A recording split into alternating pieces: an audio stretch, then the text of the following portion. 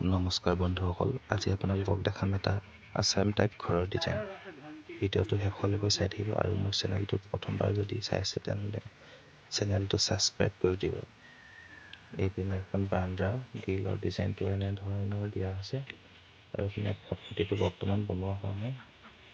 এইখন বাৰাণ্ডাৰ চাইজটো হৈছে 17 ফুট বাই 8 ফুট।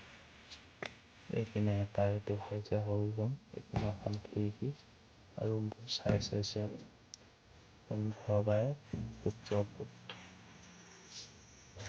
এইটো এটা অন্য এটা বেডৰুম। এইটো এখন খিৰিকী আছে তিনিফালীয়া আৰু ওপৰপিনে এখন সজাই আছে। এইটো হৈছে কৰিডৰ।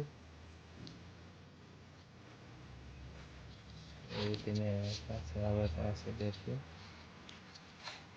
এইটো বেডৰুমৰ ভিতৰতে লেট্ৰিন বাথৰুম আছে। এইপিনে এখন বেড এখন দিয়া হৈছে।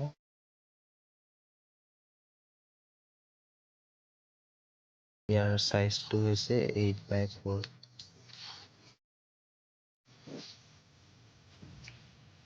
ৰুম কেইটাত তলৰ ফ্ল'ৰটো ইটা চলিং কৰি থোৱা আছে, বৰ্তমান ঢালাই কাম বাকী আছে। আৰু এইপিনে হৈছে আন এটা বেডৰুম। ৰুমটোৰ চাইজ হৈছে 13 বাই 13 আৰু ইয়াৰ ভিতৰত এটা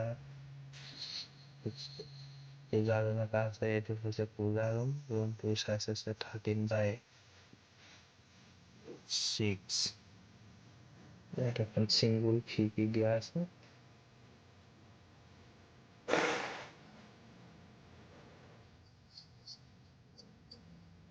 আৰু এইপিনে এখন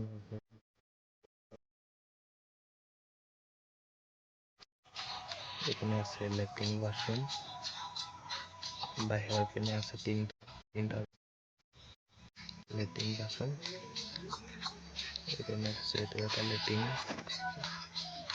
6 বাই 4। এইপিনে 6 বাই 6 এটা এইটো হৈছে ক্লাছৰুম আৰু এইপিনে এটা অন্য এটা লেট্ৰিন।